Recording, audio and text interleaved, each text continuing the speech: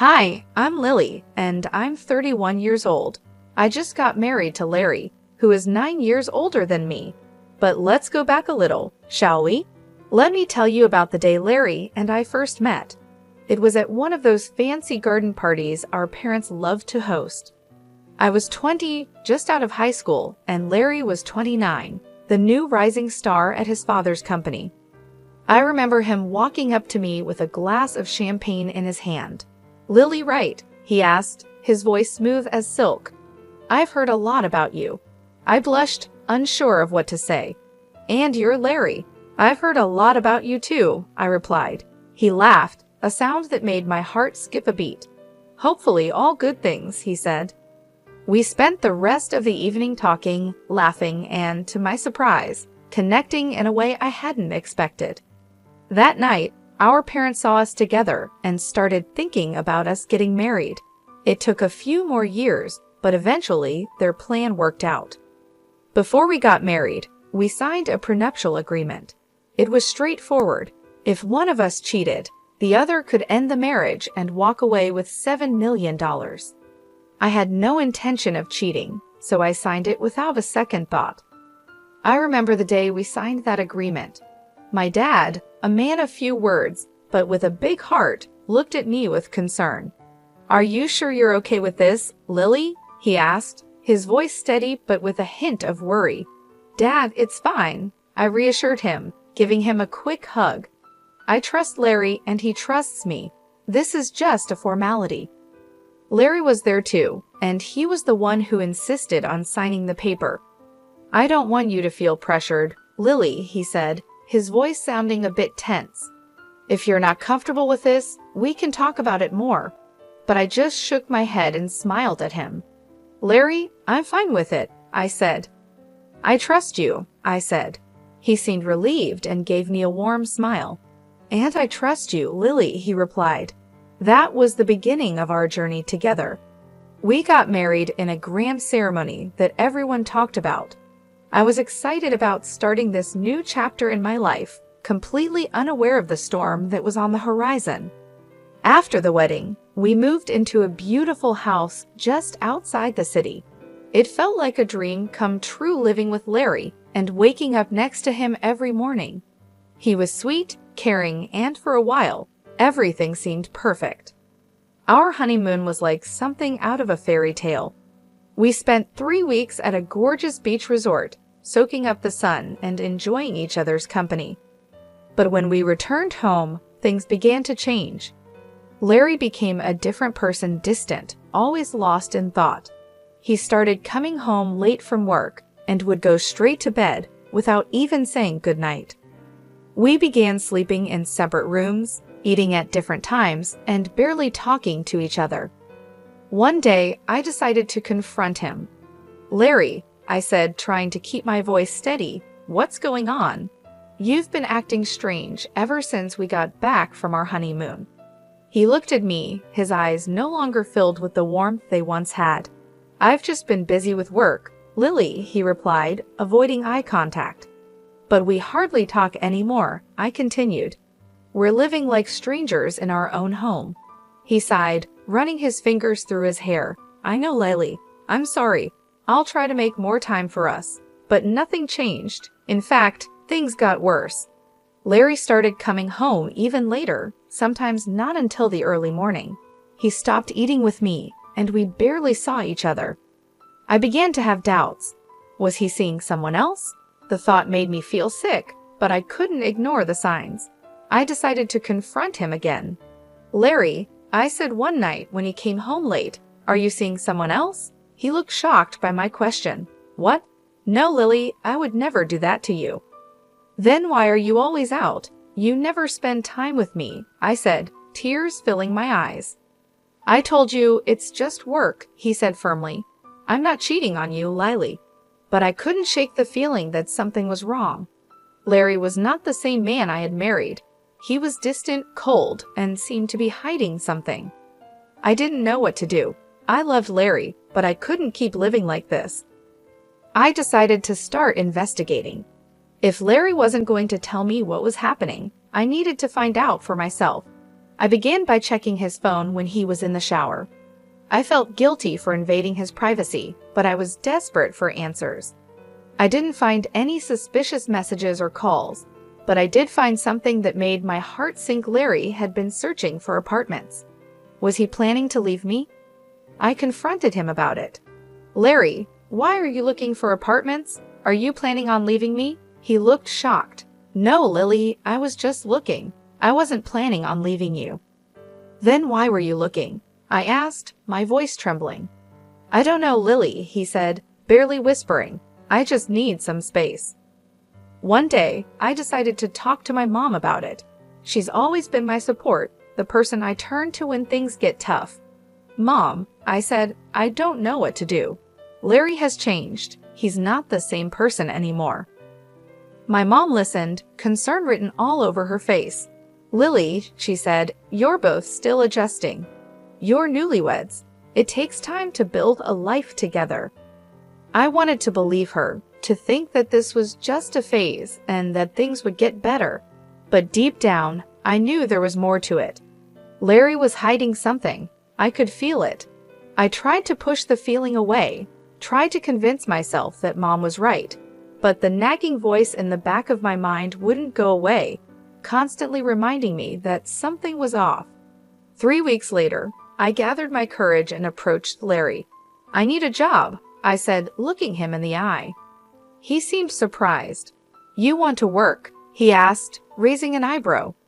I nodded. Yes, I need to do something, Larry. I can't just sit at home all day. He thought for a moment, then said, I can offer you a job at my foundation. We help kids in tough situations. Would you be interested? I was surprised. Larry's foundation was well known for its work with children, and I had always admired what they did. Yes, I said without hesitation. I'd love to. Working at the foundation was a breath of fresh air. I was busy, and I was doing something meaningful. I met kids who were strong and resilient, kids who had gone through more hardships than any child should. It was heartbreaking, but also inspiring. The job kept me busy and helped me take my mind off the problems at home. Larry and I were struggling, but at least during the day, I had something else to focus on. The work was tough and emotionally draining, but it was worth it. I felt like I was making a difference, like I was doing something important. For the first time in a long while, I felt happy. But even then, I couldn't shake the feeling that something was wrong. Larry was acting strange and distant. I couldn't figure out what it was, but I knew something was off, and I was determined to find out. With a heavy heart full of questions and doubts, I decided to hire a private detective. I needed to know if Larry was cheating on me. It wasn't just about my pride. It was about my peace of mind. I couldn't live with constant uncertainty, always wondering what had gone wrong. There was also the prenup we signed before getting married. If Larry was cheating, it wouldn't just be a betrayal, it would be a costly mistake. I found a detective agency in the city run by a man named Tyler.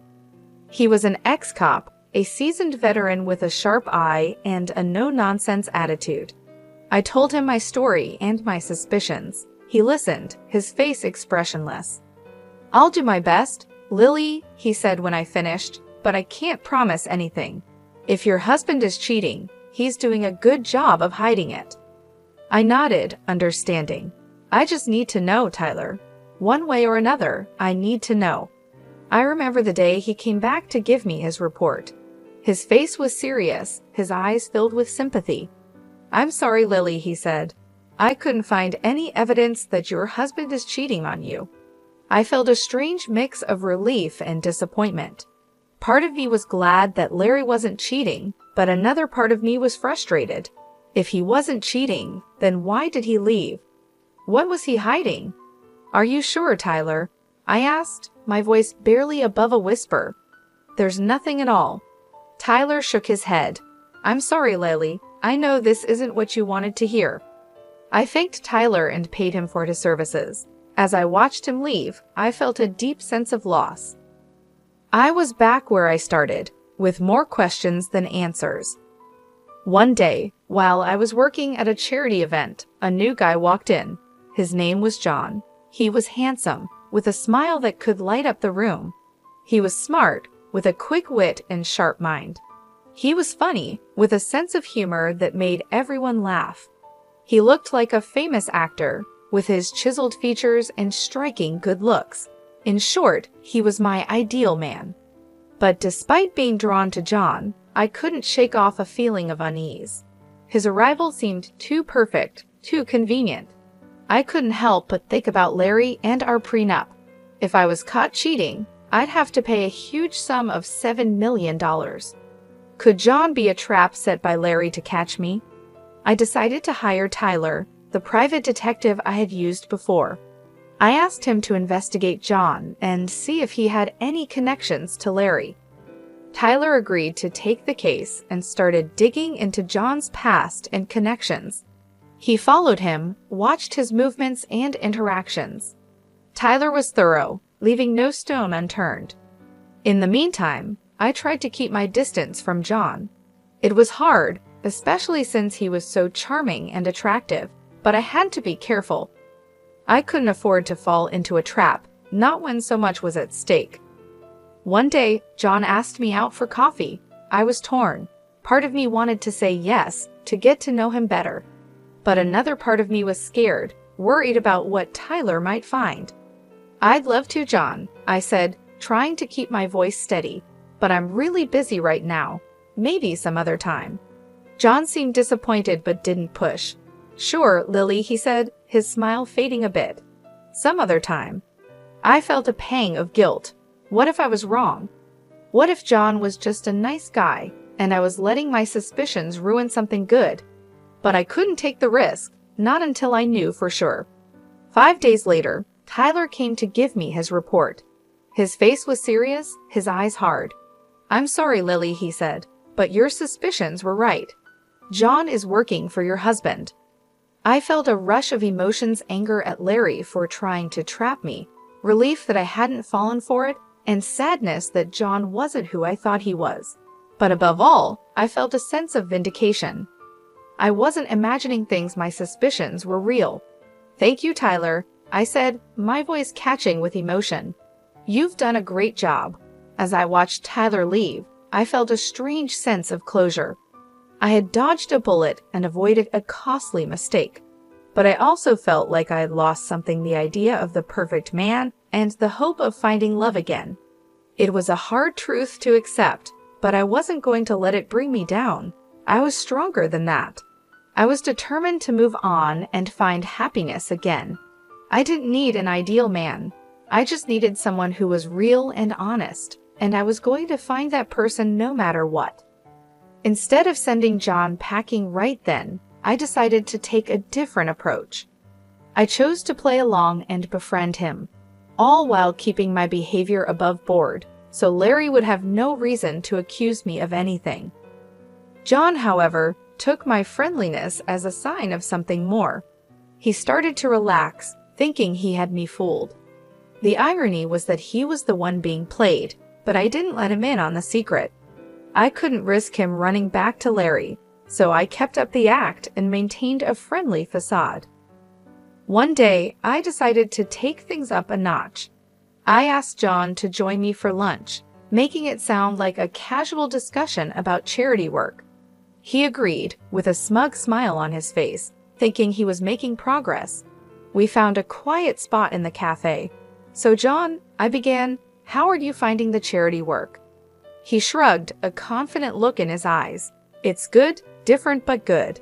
"And Larry?" I asked, trying to keep my voice steady. "What do you think of him?" John looked surprised. "Larry? He's okay, I guess. Why?" I shrugged, trying to appear casual. "Just curious. He's a bit of a mystery, isn't he?" John laughed, clearly relieved. "Yeah, he can be hard to figure out." We continued chatting about work and life, and I made sure to keep my tone neutral, not giving him any reason to be suspicious. In the days that followed, I continued to play along, keeping up the friendly act, but never crossing the line. I was always on guard, always careful. It was a risky game, but one I was willing to play for now. One day during one of our lunch meetings, John looked at me with a serious expression. "You know, I've been thinking," John said. I raised an eyebrow, feeling a chill run down my spine. "About what?" I asked. He shrugged, looking uncomfortable. "About us, about this thing between us." My heart skipped a beat. This was the moment I had been dreading. I forced a smile. "And what is it that we have, John?" He looked at me with a hopeful expression. "I think we have something special." I felt a pang of guilt. John was falling into my trap, just as I had planned, but it didn't feel right. It didn't feel good. Still, I had to keep up the act, had to keep playing the game. So I smiled at John, a fake smile plastered on my face. "Yes, John," I said, my voice barely a whisper, "we do have something special." And just like that, the trap was set. The game was on, but at what cost? The Cold War at home with Larry was as icy as ever. We'd occasionally run into each other, exchange chilly greetings, and then retreat to our separate corners. Most nights, he stayed at his apartment, claiming it was more convenient for his work. One Friday afternoon, I called John. I laced my voice with warmth as fake as his documents, inviting him over to my place. He probably thought I was finally ready to give in to his advances. Poor guy, he couldn't have been more wrong. When John stepped into my home, he was greeted not by a seductive housewife, but by my old classmate, now a stern-faced police officer. The surprise on John's face was worth every bit of it. The officer checked John's papers, and as expected, they were as fake as a $5 bill. Now it was my turn to make a move. I offered John a choice. He could either stick with Larry and face the consequences of his fake documents, or he could switch sides and work for me. John's eyes darted between me and the officer, and after a moment of silence, he nodded. He agreed to my deal. Checkmate, Larry. With that, the real game began. I had Larry's pawn now playing on my side, but I knew this was just the beginning. Larry was a crafty man. He wouldn't go down without a fight. In the days that followed, I kept a close watch on John. Despite his agreement, I knew I couldn't fully trust him. He was a wild card, a potential threat, but for the time being, he was a useful one. One day, I called John to my office. "We need to talk," I said, my tone serious. He looked at me, a hint of unease in his eyes. "About what?" "About Larry," I replied. "I need to know everything, his plans, his strategies, everything." John hesitated, then nodded. "Okay, I'll tell you everything." I knew I had my insider, and my counterattack was ready. But this was just the beginning. The real battle was still ahead. Larry wouldn't go down without a fight, and I had to be prepared. This wasn't just a game anymore. It was war, and in war, there are no rules, only survival. Days turned into weeks, and I was getting anxious. I wanted to confront Larry, to show him I wasn't the pushover he thought I was. Tyler, who I turned to again, gave me some advice. "Push Larry," he suggested. "Make him think you've fallen into his trap." It was a gamble, but I was ready to play the game. So John and I staged a photo shoot. We posed in ways that could be seen as compromising, like proof of an affair, but we were careful. We kept the original photos, where everything was as innocent as a Friday school picnic. Once the photos were ready, I handed them to John.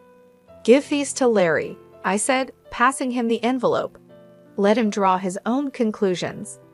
John looked at me, concern on his face. "Are you sure about this?" he asked. "Once you start this, there's no going back." "I know," I replied, my voice firm, "and I'm ready." The very next day, Larry was all smiles at dinner. He thought he'd caught me, that he had the upper hand, but he didn't say a word about it. I wasn't worried. I knew what was coming, and I was ready. Meanwhile, Tyler was on the case, digging up dirt on Larry and finding all the evidence we needed. He was good at his job, and I trusted him. Finally, Tyler called me. "Larry's relaxed and has let his guard down," he said, his voice full of satisfaction. "I've got him. I've got all the proof photos, videos, everything." I felt a surge of excitement. Good, I said, a smile spreading across my face. Let's bring him down. But I didn't confront Larry, not yet. I wanted him to think he was winning. I wanted to see the look on his face when he realized he'd been played. So I waited. I played the part of the dutiful wife, biding my time until Larry made his move. I knew what was coming, and I was ready. The clock was ticking towards the family dinner. I knew this was it, the showdown. Strangely, I felt calm. I was ready. The dinner was at Larry's parents' luxury mansion, a huge estate that screamed old money. Larry was there, of course, playing the role of the perfect son and husband. But I knew the truth, and soon everyone else would too. We were halfway through the main course when Larry cleared his throat and stood up, a smug smile on his face. I have something to say, he announced, looking straight at me. He pulled out a set of photos of me with John and tossed them on the table like he was holding a winning hand. Proof, he said, his voice full of triumph, of my wife's infidelity. The room went silent. I could feel everyone's eyes on me, but I didn't flinch. I was ready for this. I calmly stood up and met Larry's gaze. Yes, I said, my voice steady. I know this man, but he's not my lover. He's an actor hired by you, Larry, to frame me. I pulled out my phone and pressed play. The room filled with John's voice, confessing everything.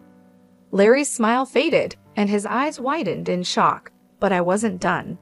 I pulled out my own set of photos and videos evidence of Larry's affairs. I tossed them on the table. What about these, Larry? I asked, my voice cold. Can you explain them? Larry stammered, trying to deny it, but the evidence was undeniable. His parents' faces turned to stone. My parents, who had been quiet until now, finally spoke up. You ungrateful brat, my father roared at Larry.